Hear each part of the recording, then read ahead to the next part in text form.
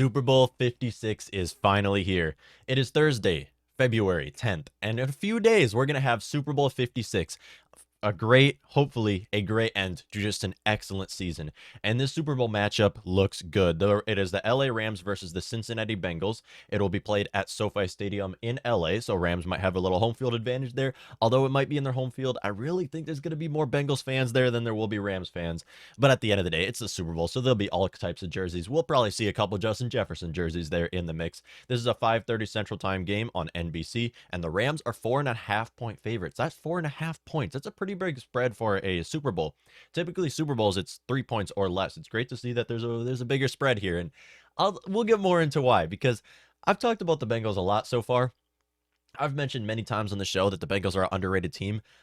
I believe, and this is the first time I'm ever going to say this in history, the Bengals are a tad bit overrated right now. We're going to get more into this in a little bit. We'll get more into it. I love the Bengals. I've talked about them a lot. Very young team and going to be a great team for time to come. And it is going to be so fun to watch that AFC North going forward.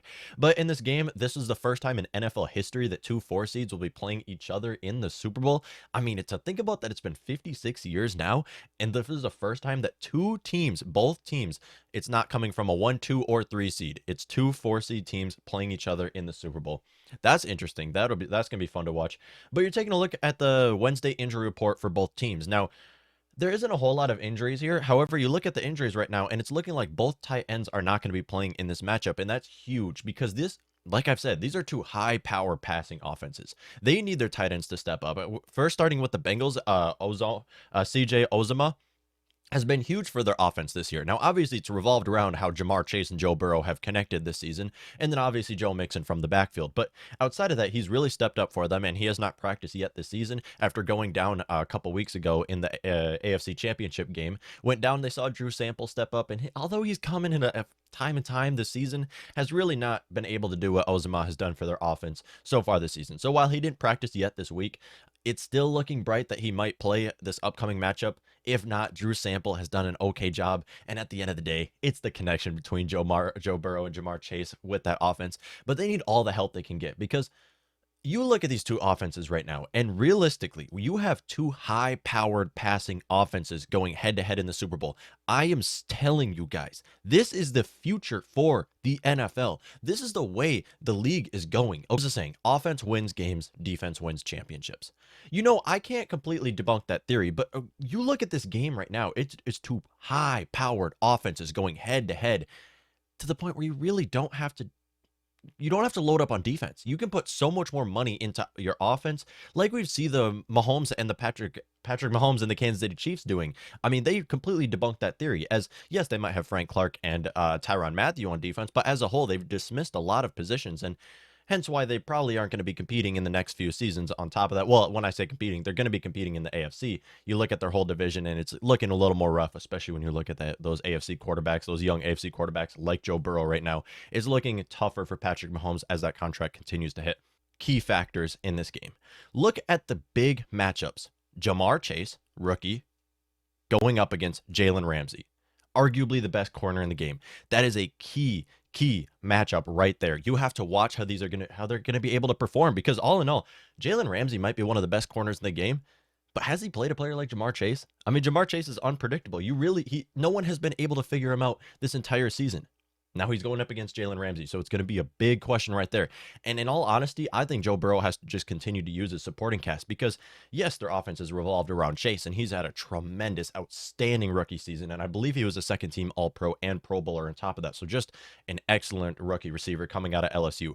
But you look at their whole team as a whole. I mean, you have T. Higgins they have to work with. Higgins has dropped a couple passes so far.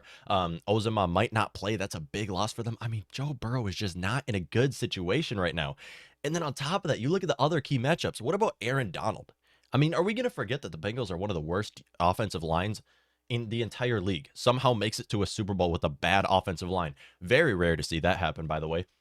But Aaron Donald, they can line him up wherever he wants. Line him up at 3-tech, put him at defensive end. I mean, it doesn't really matter. At the end of the day, their only good player in their O-line right now, from what I've seen, is Jonah Williams. Outside of Williams, they've suffered with some injuries, and I get a lot of their players are second-team offensive linemen, but you have to look at what they have right now, and they're going up against the Rams defense, and this is going to show because, like I said previously, Offense wins you games, defense wins you championships, although that's the saying. In this game, that might just prove to be true because the Bengals are going to. The Bengals got to the Super Bowl. Hats off to them. Congratulations.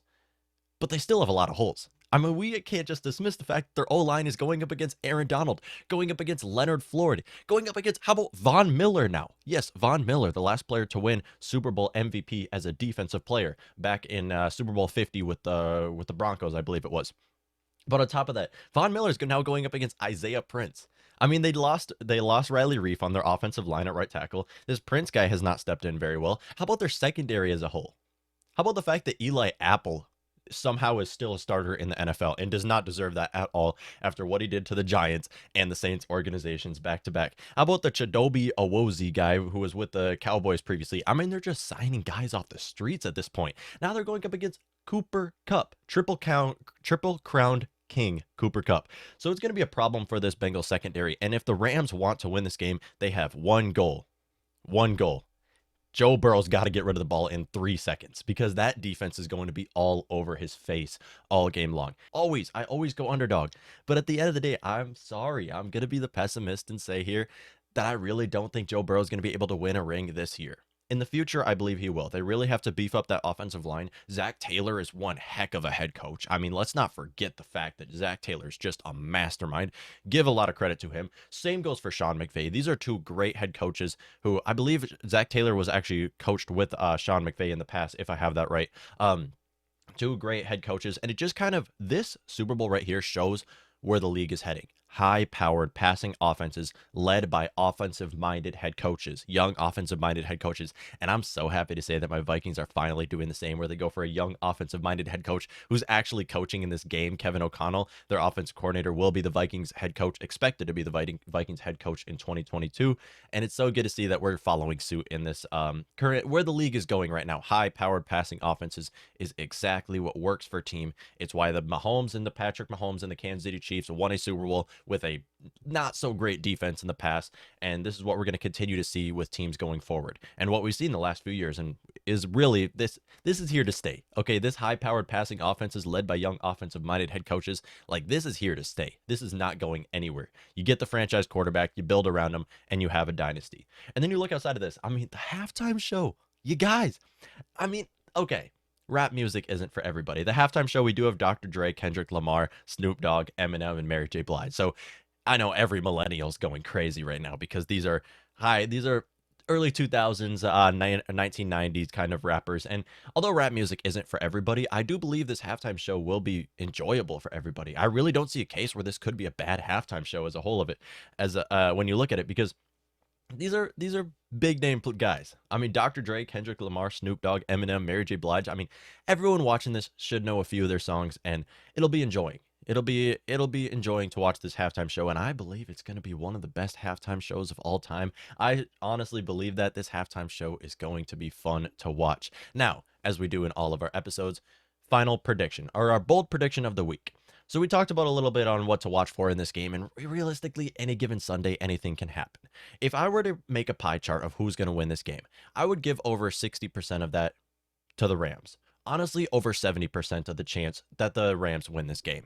But as we've seen from the past, I mean, any given Sunday, anything can happen. This has been a year of upsets, up and down all season long, and to the point where Joe Burrow might win a ring this year. I mean, it's been a year of upsets, and we might see it happen. If Joe Burrow does have a ring and come back, we're going to hear a lot of the people coming in and trying to ruin sports for us. Oh, it's rigged. Oh, it's all scripted. Stop trying to ruin sports, okay? I get it. I get it. It's a business. I understand. But stop trying to ruin sports. This is my favorite thing in the world, people trying to ruin it. But for the bold prediction of the week, this is a real bold prediction. A defensive player will win Super Bowl MVP. I honestly believe this game is going to come down to defense because there is no question at all that these are two amazing offenses, and both might revolve around the pass game, but can run the ball well. Joe Mixon has had a career year this year. I mean, that Bengals offense as a whole, they're just all young.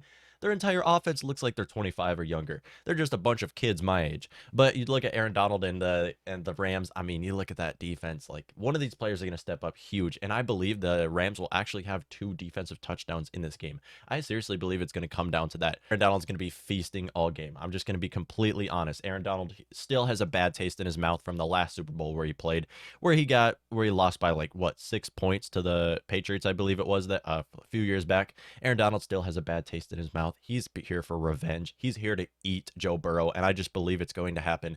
Even if he goes up against Jonah Williams, I seriously believe he's going to have a great day. And then you look at everybody outside of him. I mean, Donald might get a lot of the credit, but look at Leonard Floyd. He might get it. I mean, Jalen Ramsey, I mean, Von Miller, they're just loaded with first, second team all pros on their defense and can definitely destroy Joe Burrow and that young offense. But really, like I said, any given Sunday, for the final prediction, y'all predicted it. I mean, obviously, I'm gonna have to go Rams. I'm gonna have to go with Rams to get a 4-point win here. Vegas would be happy with a 4-point win here. Final prediction, Rams will win this game 27-22 over the Cincinnati Bengals. Unfortunately, I want to cheer for the Bengals, want them to get their first Super Bowl ever. Just don't think it's going to happen. It's completely in the Rams' favor, and they have home field advantage. I mean, I'll give it all to the Rams. Bengals, credit to the Bengals. They've had a great year, an excellent season. But I'm going to go Rams in this game 27-22, and although I'll be going for the Bengals, it'll be so good to see Matthew Stafford be able to win a championship because, us fans of the entire NFC North, like, we saw what Matthew Stafford went through. Everybody saw what Matthew Stafford went through in Detroit, and now he's going to play in an absolute superstar of a team. And when I say superstar, I mean they have so many future Hall of Famers, all pros in that defense and offense. Just a high-powered team right there. And, let's take a look at Eric Weddle, too. I forgot about him. They might have lost Jordan Fuller, but they do have Eric Weddle stepping in as well. So just a great team for the Rams. And this is a boomer bust year for the Rams, going all in. They have an excellent coaching tree. I mean, Sean McVay, they have Raheem Mostert.